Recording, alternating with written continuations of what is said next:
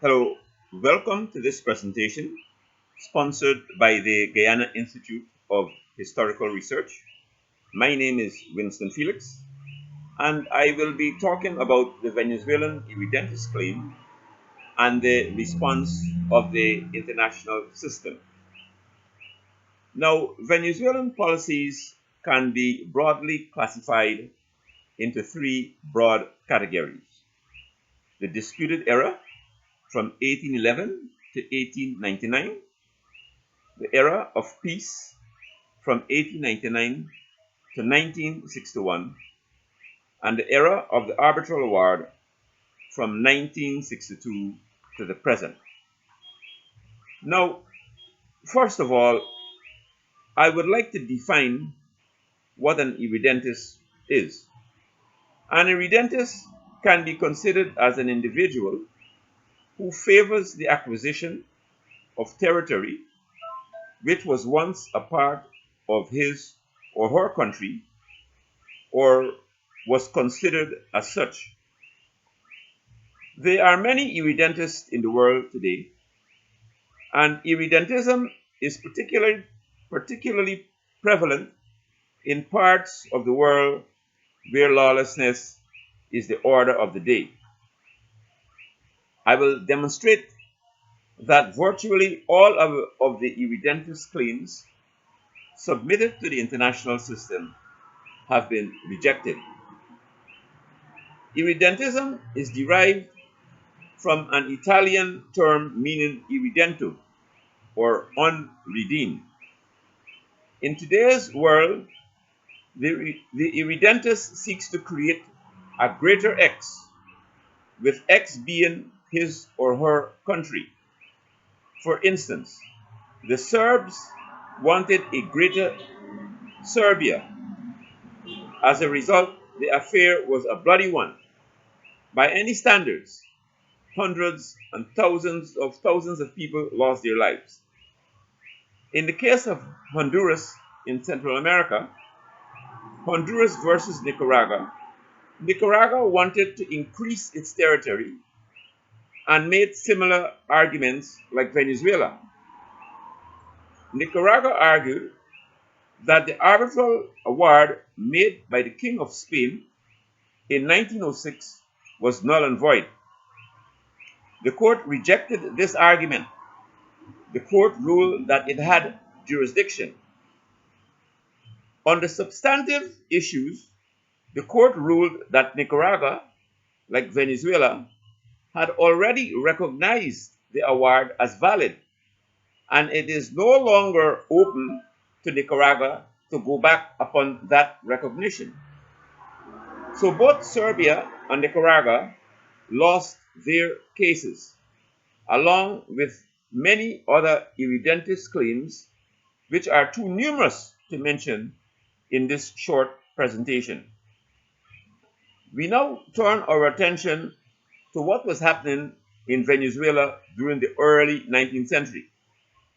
It must be understood that Venezuelans have historically had limited interest in Guyana, or British Guyana, as it was called in those days. There was virtually no cultural nor linguistic ties. In addition, the warlords, largely interested in securing and consolidating their own political power in Venezuela. The military rulers failed to demarcate the boundaries between the two countries.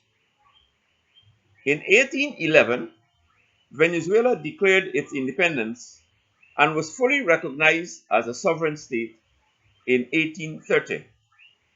However, it was during the era of the gold rush that Venezuela started to pay any attention to its boundaries. Most notably in 1840, when the German surveyor by the name of Robert Schomburg began his survey on behalf of the British government. Based on the Schomburg line, Venezuela took possession of most of the territories which it wanted, including the Amacuru River and Point Barima. which is of strategic importance. Venezuela also took control of the entire Orinoco River. In the interior, Venezuela got another 3,000 miles of extant land. However, Venezuela was not satisfied because the Essequibo and Sayuni rivers were not included. They now lay on the eastern part of the Schomburg Line as British Guyana. The Venezuelans continued to lay their claim and exerted considerable pressure for United States intervention. We will now turn our attention to American intervention. In 1895, Grover Cleveland, who was serving his second term as the United States President, realized that he was losing popularity and sought to divert attention from domestic issues. He delivered a special address before the United States Congress on December the 17th, 1895. In his address, Cleveland dealt with the border issue and invoked the Monroe Doctrine, which can be traced to the then former United States President James Monroe, who considered the Western Hemisphere as falling under United States sphere of influence. Any attempt by a European power to control the Western Hemisphere was viewed as a hostile action. Equally important, he also announced the appointment of a commission to determine what is the true divisional line between the Republic of Venezuela and British Guyana. Cleveland's address was seen as a direct threat of war with Great Britain. In fact, almost immediately, the United States military was placed on alert for war. In some sections of the United States population, there was enthusiasm for war with Great Britain, and the president's popularity increased. However, there were sections of the United States population that were apprehensive. There was panic selling on Wall Street in New York. War was in the air, and Pope Leo XIII sought to intervene, but to no avail. However, Great Britain was more preoccupied with its own war in South Africa and was cognizant of the German support of the anti-British sentiments of Mr. Kruger, the president of the Transvaal state in South Africa. For these reasons, Great Britain needed the support of the United States in the event of a European conflict. As a result, Great Britain finally agreed to arbitration, and the Treaty of Washington was signed in 1897. An arbitration tribunal was established, and after considerable work on the border dispute, the tribunal issued its award in 1899. All of the parties involved in the issues considered the award to be final. Venezuela did not register any objections. Well over 50 years. It was not until 1962, when British Guyana was about to become independent, that Venezuela sought to revive its claim. Now, we now turn our attention to the claim itself. Now, in 1962, Venezuela declared the arbitral award null and void. Eventually, Great Britain agreed to craft what it called the Geneva Agreement in 1966. Both British Guyana and Venezuela concurred. However, Venezuela's interpretation of the Geneva Agreement differed from its original objectives. The terms of reference were clear. The Geneva Agreement alluded to a practical settlement of the controversy. That controversy is the arbitral award. The Geneva Agreement established the mixed commission, which was looking at the arbitral award. The issue before the commission was where was the evidence to support the findings of Venezuela, which claimed that the arbitral award was null and void. For decades, the Venezuelans have failed to produce the requisite evidence before the mixed commission. Venezuela would also be required to produce the evidence before the International Court of Justice. Now, we will now turn our attention to the International Court of Justice. As we discussed earlier, there has been several cases before the court addressing similar issues. The parties presenting these irredentist claims, such as Nicaragua, have not prevailed. Venezuela recognized that it did not prevail at the level of the mixed commission. It did not prevail at the level of the successive United Nations Secretaries General. It did not prevail at the level of the good offices process. But Venezuela still seeks to prolong the process and undermine the authority of the International Court. Hence, the need to focus on alternatives, such as the Petro-Carib arrangement.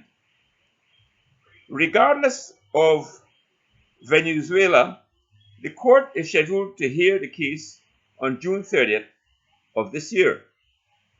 The options of Venezuela, like Nicaragua, are indeed limited. Clearly, Venezuela has exhausted its remedies. The mixed commission established by the Geneva Agreement is no longer at its disposal. The good offices process created by the General Secretary of the United Nations has already been exhausted. Notwithstanding the ruling of the court, the political culture embedded in the Irredentist is to continue with the claim. And that, ladies and gentlemen, brings us to the conclusion of our presentation. Now, in this conclusion, I will wrap up what we have said before. The claims of the Irredentists in many parts of the world are in conflict with the concept of sovereignty in the international system. The response to these claims have been virtually universal. These claims have been rejected at all levels of the international system. A major setback occurred when the Treaty of Westphalia was signed, bringing an end to the 30-year war. The Peace of Westphalia was creative and represented the first attempt to address territorial issues on an international scale. It was a concerted effort to attain lasting international peace. The treaty was able to resolve a multitude of disputes in the hope that there would be a general settlement of outstanding issues. In addition, the treaty effectively prevented the Roman Catholic reconquest of Europe and many other reconquests in the world. The same principles that were applied to the Treaty of Westphalia were also applied to the Arbitral Award of 1899, which was signed by Venezuela and all of the relevant parties concerned. And contrary to contemporary Irredentist Venezuelan claims on the subject, Venezuelans were unanimous in their overwhelming support for the concepts embedded in the Treaty of Westphalia, as well as the attendant Treaty of Washington and the Geneva Agreement. For all of these reasons, the Irredentists in Venezuela consistent with their history, ladies and gentlemen, are unlikely to address the substantive issues raised at the level of the International Court of Justice. And that substantial issue is the validity of the arbitral award of the 3rd of October, 1899. Ladies and gentlemen, that brings to an end this presentation, and I hope to entertain any questions that you may have. Again, my name is Vincent Felix, and I would be anticipating your questions. Thank you, and good evening.